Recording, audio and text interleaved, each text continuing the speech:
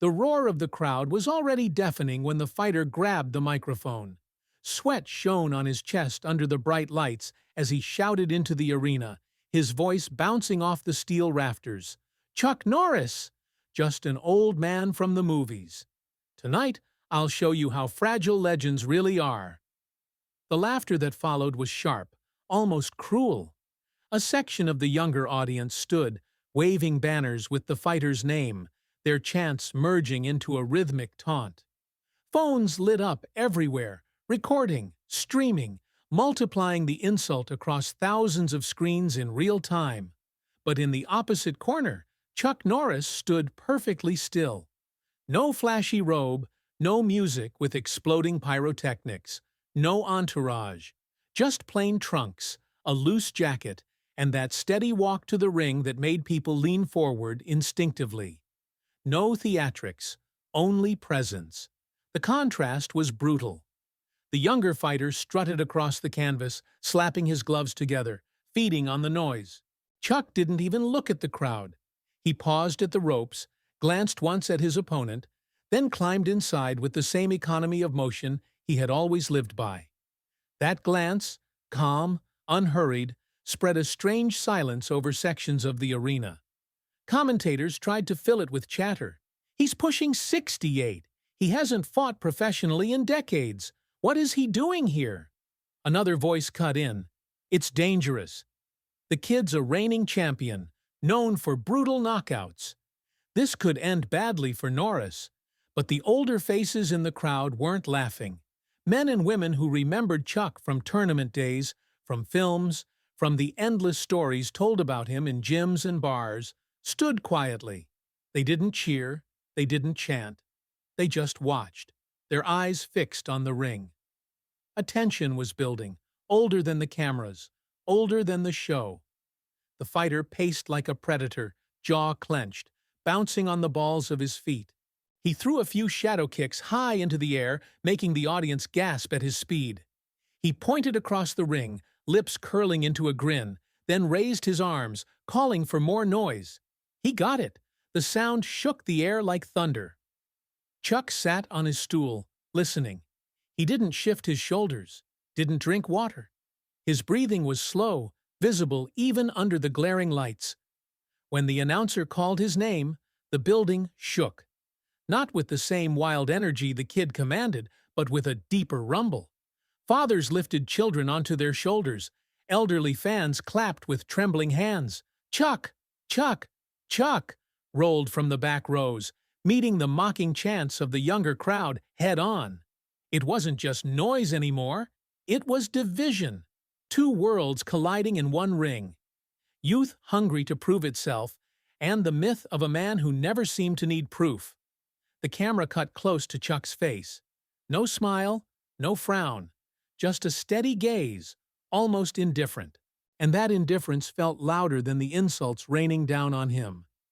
The kid leaned over the ropes, microphone still in his hand, and barked one more provocation. "This myth dies tonight. Remember this moment, when the legend couldn't keep up." His voice cracked slightly as he forced the words, but no one noticed. The audience roared approval. Everyone except Chuck. He hadn't moved. His hands rested on his knees, fingers loose. Only his eyes tracked his opponent. That calm was infuriating. The fighter threw the mic aside, pounding his gloves together, shouting something lost under the noise. The referee stepped in, waving both men to the center. The lights narrowed, the canvas glowing white against the darkened stands. The sound of the crowd rose and fell, a storm without rhythm. The two men faced each other. The younger fighter was electric, sweat glistening, chest heaving, muscles coiled like springs. His pupils darted, feeding off the audience. He wanted to dominate before the first punch was thrown. Chuck was still. His chest rose and fell in a steady rhythm. His shoulders were loose, his stance relaxed. To the cameras, it almost looked careless. But to the older fighters watching at home, there was recognition. That silence before a storm, that patience sharpened by decades. In one section of the arena, a boy no older than 10 stood up, holding a handmade sign scrawled with thick black marker. "Go, Chuck." His voice cracked as he screamed it, swallowed almost immediately by the wall of chants for the younger fighter. Still, the camera caught it, flashing the boy's hopeful face onto the big screen above the ring. For a split second, the arena cheered, not for the kid in the ring, but for the kid in the stands. Then the referee raised his hand. The crowd hushed in anticipation, every throat tight, every phone lifted higher. "Fighters ready?"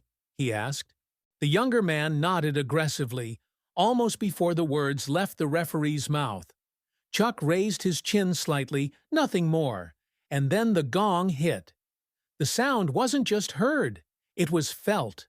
Through the floor, through the ribs of every person in the building. The arena erupted into chaos, voices colliding like waves against concrete. The fight had begun, but the story was already something else. A test of myth against muscle, patience against fury, silence against noise. And as the two men moved toward each other under the blinding lights, no one in the building breathed the same way again. Just wondering, where are you watching from? Write it down, Bello. The gong faded, but the echoes inside the arena hung heavy, as if the sound itself refused to leave. The younger fighter exploded forward, his energy volcanic. He swung his arms loose at first, then clenched his fists and began circling, throwing quick feints, testing. His body language was clear. "I own this ring." Chuck didn't shift his stance. He didn't blink at the feints. He stood as if rooted, eyes steady, breathing slow. That calmness, on a stage where every movement is magnified, spread across the audience like static. People didn't know whether to cheer or hold their breath. The younger man smirked, turned his head toward the crowd, and raised his arms as if asking, "Are you watching?" They answered with thunder. The noise was intoxicating, a drug he was gulping down with every second. Then, stepping closer, he let the referee separate them and leaned into Chuck's ear, though his words were fed through the sound system. "Tonight, I'll end the myth." The crowd gasped. The audacity of whispering an insult directly to a man who had become folklore was shocking enough, but saying it into a hot mic so that the entire world could hear, it turned the insult into a spectacle. One side of the arena erupted into wild cheers, chanting his name, stomping the floor like a drum. The other side answered, older voices shouting, "Chuck! Chuck!" until the walls trembled. For a moment, it felt less like a sporting event and more like two civilizations colliding. The cameras zoomed in on Chuck's face. Still no reaction, no flicker of irritation, no grin, no shake of the head. Just that fixed calm, as though the words never existed. That absence of response made the provocation sting more. The younger fighter wanted fire. He got silence. Silence in front of millions. The commentators scrambled to make sense of it. "He's toying with him," one said. Chuck's pretending not to hear. "But you can't ignore that kind of energy forever." Another voice cut in. "Or maybe he's just above it. Look at him. He hasn't even shifted weight." The kid bounced in place, unable to stand still. His jaw worked furiously, chewing invisible words. He shadowboxed toward Chuck, his punches cutting the air with loud cracks. Every gesture aimed at the crowd, every step exaggerated. He was a performer feeding off applause, a showman disguised as a fighter. Chuck adjusted his stance slightly, barely perceptible. His right foot slid half an inch. His shoulders loosened. His eyes never left his opponent. That was all. And yet the crowd reacted like he had landed a strike. The quiet ones, those who had been fighters themselves or who had studied him for years, recognized it instantly. They murmured like witnesses to an omen. "He's ready now." The younger man tried to escalate, waving Chuck forward, shouting, "Come on! Fight me! Show them what you've got!" His voice cracked at the edges, desperation hiding beneath bravado. He was performing for the crowd, but bleeding insecurity into every syllable. In the front row, the camera caught a child gripping a cardboard sign that read, "Go Chuck." The boy's knuckles were white, his eyes wide. He wasn't laughing, he wasn't cheering. He was staring at the older man with a mixture of fear and faith, as if this wasn't a fight, but a test of whether heroes still existed. The referee moved between them, palms raised. "Save it for the round," he barked. But the younger fighter shoved forward again, chest puffed, smirking like a wolf flashing teeth. Chuck's only answer was to breathe out slowly, his lips parting in what almost looked like a sigh. And then he spoke. Just one sentence, soft but caught by a microphone angled too close. "Respect isn't given. It's earned." The arena froze. The chant died mid-syllable.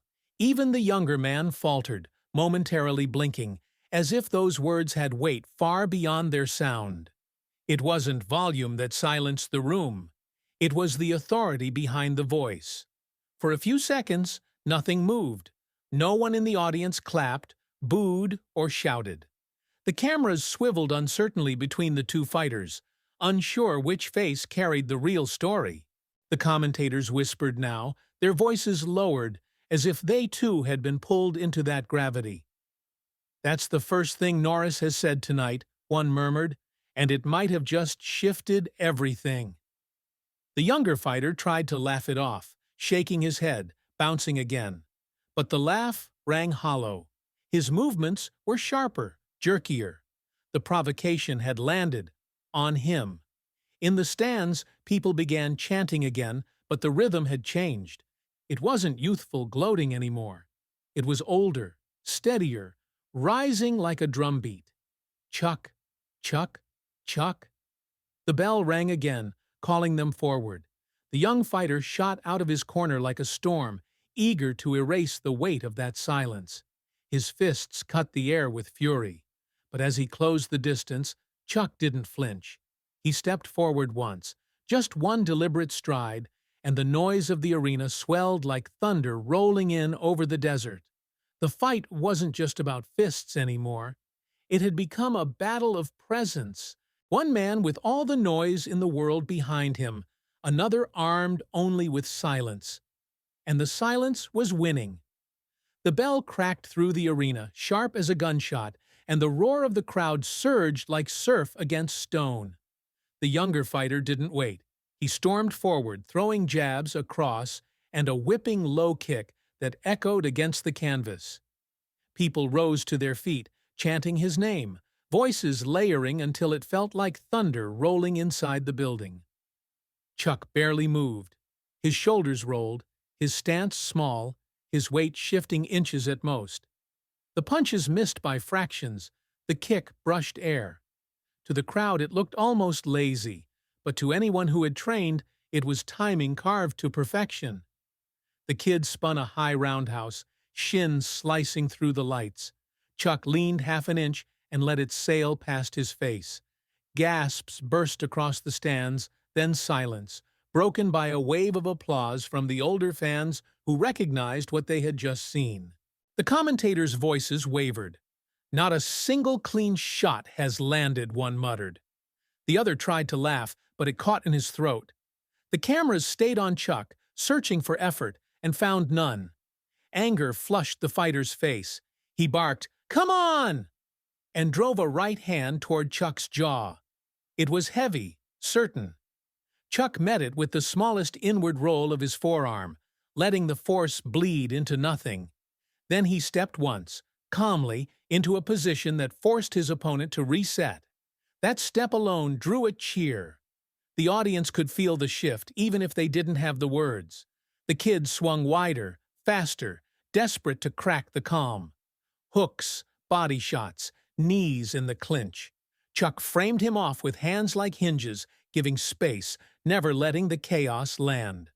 The referee separated them, but it wasn't needed. Chuck was in control of the distance without throwing a single strike. Minutes stretched like rope under tension. The crowd's rhythm changed, chants colliding, half screaming for youth, half for the legend. A boy in the front row clutched his homemade "Go Chuck" sign so tightly the cardboard bent. His mouth hung open, eyes locked on the older man who hadn't yet thrown real violence but already looked untouchable. The younger fighter tried to steal the round with spectacle. A spinning hook kick arced high, phones lit to catch the moment. Chuck stepped through it as if walking down a hallway, his chest brushing fabric, then stood where the kick had missed by inches. He didn't counter. He just let the miss hang there, heavy. The restraint was louder than any punch. Breathing ragged, the kid glanced at the clock. The camera caught it. The audience noticed. Confidence leaked out of him, replaced by something sharper. Doubt. Still, pride demanded one more attempt. He set his feet, drew power from his legs, and hurled a straight right meant to erase the round. Chuck's answer was surgical. A short right hand down the middle, no wind-up, only precision. It landed with a crisp crack on the chin. The younger man's head snapped, knees sagging as ropes caught his fall. For an instant, silence. 1,000 phones froze mid-record. Then the arena detonated, noise exploding in all directions. The fighter stumbled to the ropes, blinking through the lights. His corner shouted, but his ears seemed closed. He shook his head too fast, lifted his gloves, forcing the body of a champion to act like one, even as the legs betrayed him. Chuck didn't press. He held distance, chest rising slow, eyes steady. The referee hovered near, watching pupils. 5 seconds left. The crowd's chant twisted into prayer, some begging for more, others for mercy. The boy with the bent sign stopped cheering and just stared, as if holding his breath could keep the legend alive. The bell rang, blunt and merciful. The kid staggered back to his corner, gripping the top rope like a lifeline. He dropped onto the stool, missing it first, then finding it, eyes unfocused. A cut man pressed cold metal to his face. He didn't flinch. The camera closed in. A face that had entered the ring, young now looked older. The mask of invincibility cracked. Around the arena, the noise had changed. It wasn't celebration. It was disbelief. People asked each other with their eyes, "Did that just happen?" And as the cornermen worked frantically, towels flying, voices urgent, a whisper rippled through the stands and into living rooms across the country. He might not come out for the second round. The bell had saved him, but the damage was written across every muscle of his body. In his corner, the young kickboxer slumped onto the stool, chest rising and falling too fast, sweat streaming down his back like water poured from a jug. His coach leaned in, gripping his shoulders, spitting urgency into his ear. "He's old! You're young! He can't take your pace! Push! Push!" The words snapped like a whip, but they didn't land. The fighter's eyes told the truth. His mouth couldn't. The fear had seeped in. On the opposite side of the ring, Chuck sat straight, hands resting loosely on his knees. He didn't sip water, didn't towel off, didn't even acknowledge the noise around him.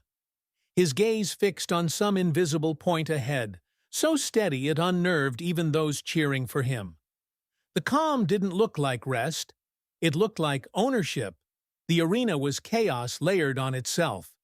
On one side, kids held their "Chuck" posters high, bouncing on their seats with wild joy. Parents filmed them, tears at the corners of their eyes, realizing their children were witnessing something they themselves had once seen in grainy broadcasts decades ago.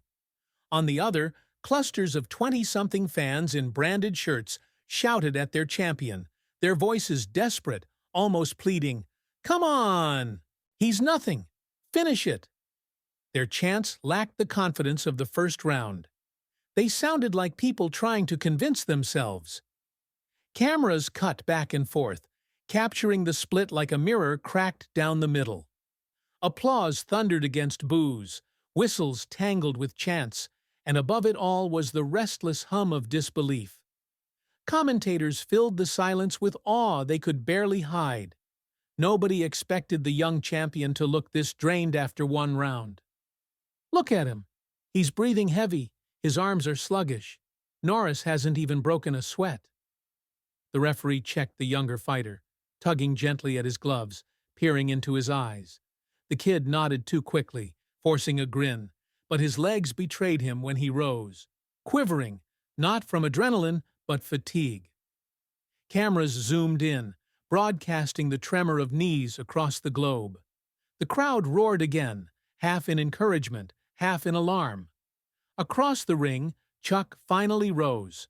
He moved without sound, without urgency, the way a tide moves, inevitable. Even the camera operators hesitated, unsure whether to frame the tired youth gasping for air or the older man standing so still he seemed carved from something heavier than stone. The seconds ticked away. Trainers stepped back. The timekeeper raised his hand. The crowd, sensing the edge of something irreversible, fell into a sudden hush. The air thickened. The sound of the bell was swallowed by a silence so dense it felt dangerous. The fighters advanced. The kickboxer tried to shake life into his limbs, hopping once, twice, forcing his hands high. His grin had collapsed into a thin line of defiance. His chest heaved, breath fogging in the cold air above the ring. From his corner, his coach shouted encouragement, but it was swallowed by the roar of the opposing chants. Chuck's face hadn't changed. No expression, no gesture to reveal his pulse. His calm was heavier than the other man's fury. He walked forward step by deliberate step, eyes fixed, posture unbroken. And the more he didn't show, the more the younger fighter's panic grew. The second bell hung in the air like the opening of a storm. The boy with the bent cardboard sign pressed it against his chest now, whispering something only his father heard. Around them, grown men who had once laughed at the idea of myth in the modern world found themselves standing, hats pressed against their chests, waiting for something they couldn't name. The young champion raised his gloves and forced himself to meet the center of the ring. His legs wobbled but carried him forward. His glare was full of rage, but beneath it, in the split-second glimpses the cameras caught, was something sharper, crueler to carry. The knowledge that he had already seen his best work dissolve into silence. And as he closed the distance, every eye in the building locked on the one truth no commentary could disguise. The second round might not just decide the fight. It might decide whether he still believed in himself at all. The bell sounded again, but this time the noise that followed was different. It wasn't pure excitement anymore. It was a collective unease, like a crowd realizing the story they expected had started to twist. The young champion lunged forward on instinct, desperate to prove control. His fists flew in flurries. His kicks snapped loud against the canvas air, but the rhythm had changed. The snap lacked venom. The combinations rushed, shoulders tightening before impact. His power was there, but scattered, misfired. Chuck made it look effortless. He slipped punches without a hitch in breath, let kicks whistle past his ribs, and pivoted with the economy of a man conserving energy for something larger than the fight. Once, when the kid tried a looping left hook, Chuck ducked under and reappeared behind him with a half smile. The arena gasped, laughter even breaking out in pockets. For the younger man, humiliation stung worse than pain. The kid forced a clinch, locking forearms, trying to grind knees into Chuck's body. They wrestled close, sweat mixing, the sound of their breath caught by ringside mics. And then, quiet but clear, Chuck spoke. "You're not fighting me. You're fighting yourself." The crowd froze. For a moment, even the chants died. The words had landed not just in the fighter's ear, but in every seat of the arena. Viewers at home heard it too. 3 words stripped of bravado, heavy with truth. The young man's face twisted. His eyes, wide with rage, darted back and forth like he wanted to escape his own skull. He pulled back and swung hard, a right hand from the floor, desperate to silence the echo of that sentence. He missed so wide he nearly spun himself off balance, stumbling into the ropes. Chuck stepped forward once and dug a short punch into the body, clean, precise, and merciless. The sound was sickening, the kind that makes a crowd wince in unison. The kid's arms dropped for 2 seconds too long, his mouth gaping for breath. Chuck didn't follow. He simply stepped back, giving him the space to decide whether pride or air mattered more. Commentators scrambled to describe it. That wasn't just physical, one muttered. That was psychological. He's breaking him from the inside out. The crowd felt it too. Silence spread like oil across water. For the first time, cheers weren't unified. Some shouted desperately for the young fighter to rise, to strike, to prove. Others sat back in stunned awe, realizing they were watching a man unravel in real time. The kid tried again, throwing himself forward with a kick meant to split the guard. But his timing was gone. Chuck leaned barely an inch, letting the shin pass close enough to ruffle his hair. When the kid landed awkwardly, Chuck's eyes flicked to him, calm as ever. That glance cut deeper than any punch. Rage carried the champion into another wild combination. His fists blurred, but his feet tangled. Each miss drained him. Each dodge by Chuck painted him smaller in the ring. His punches no longer spoke of dominance. They spoke of a boy begging to be taken seriously. Chuck began to move differently now. Not faster, not harder, but lighter, as if gravity tugged less on him than on anyone else in the building. He parried a jab with a flick of his wrist, redirected a cross with a turn of the shoulder, and made space with a step so clean the kid looked clumsy chasing him. When the young fighter finally caught Chuck against the ropes and unleashed everything left in him, hook, hook, knee, Chuck leaned back, let the strike skid into nothing, then slipped off the ropes like smoke. The younger man stumbled forward, chest heaving, arms sagging. The older man raised his chin slightly, eyes steady. No sweat streaked his brow, no desperation clung to his movements. He looked like a man in control of the clock, the ring, and perhaps even his opponent's soul. The crowd began to shift again. You could hear it in the rhythm of their voices, an understanding that the fight wasn't equal anymore. The chants of the younger fans grew frantic, almost shrill, while the calls for Chuck sounded lower, heavier, carrying inevitability. Another exchange. The kid swung a desperate overhand right. Chuck caught it on his glove, turned his hips, and delivered a short, snapping counter to the ribs. The younger man folded for a second, arms clutched low. His eyes darted toward his corner, searching for guidance that wasn't coming. Chuck's face remained unreadable, but to everyone watching it was clear. He wasn't just avoiding defeat. He was teaching. Every dodge, every counter, every quiet word whispered in the clinch became a lesson carved into his opponent's pride. By the final minute of the round, the younger fighter's body sagged, shoulders heavy, legs sluggish.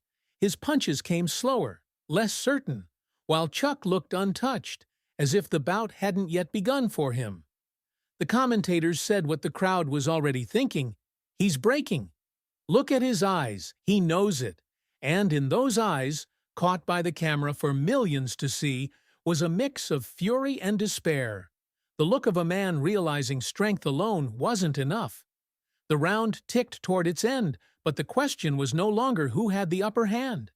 It was whether the young champion could hold himself together long enough to hear the bell. The bell rang to close the second round, but the sound felt less like a pause and more like a warning.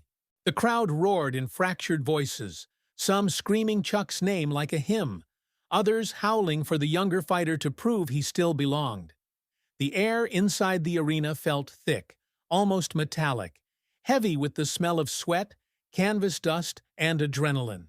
Every camera lens zoomed in, every eye locked on the two men. In the challenger's corner, the young champion slumped onto his stool, chest jerking with ragged gulps. His coach shouted directly into his ear, words that mixed urgency with desperation. He's old. He's slow. Push him. Break him. But the kid's eyes betrayed him. They were glassy, wandering, and for the first time he looked less like a fighter and more like a boy staring down a truth he wasn't ready to accept. Across the ring, Chuck remained standing, No stool, no water, no towel draped over his shoulders. He leaned on the ropes with the calm posture of a man waiting for an elevator. Sweat barely touched his brow. His chest rose evenly, and he looked not at his opponent but somewhere beyond, as though already thinking about the next movement, the next choice. His silence was heavier than any war cry. The referee hovered in the center, eyes darting between the corners. The seconds ticked down. The crowd's noise climbed like a storm closing over a city. The bell cracked again. Round 3. The champion stood, legs trembling but still defiant, and stumbled forward. His fists lifted, but they looked less like weapons and more like a plea. Pride carried him, not strength. He lunged with a jab, sloppy, arm overextended. Chuck slipped it with the smallest of turns, almost casual, and countered with a straight hand to the body that folded the kid in half. The sound was brutal, flesh on bone, air forced from lungs, and the arena gasped as one. The champion staggered back, mouth open, eyes wide. His guard dropped for 2 fatal seconds. Chuck didn't chase. He stepped in just enough, delivered a short right hook across the cheek, and followed with a perfectly timed left. The younger man's knees buckled. Gravity made the final decision. He collapsed onto one knee, glove pressed against the canvas, head hanging. The referee's voice thundered above the chaos. 1, 2! Each number hit like a drumbeat. The cameras zoomed so close you could see the fighter's lips tremble. His corner screamed at him to rise, to breathe, to hold on. The crowd fractured. Children with handmade signs jumped wildly, convinced they had seen history, while his fans shouted his name in voices already edged with panic. 3, 4. He tried.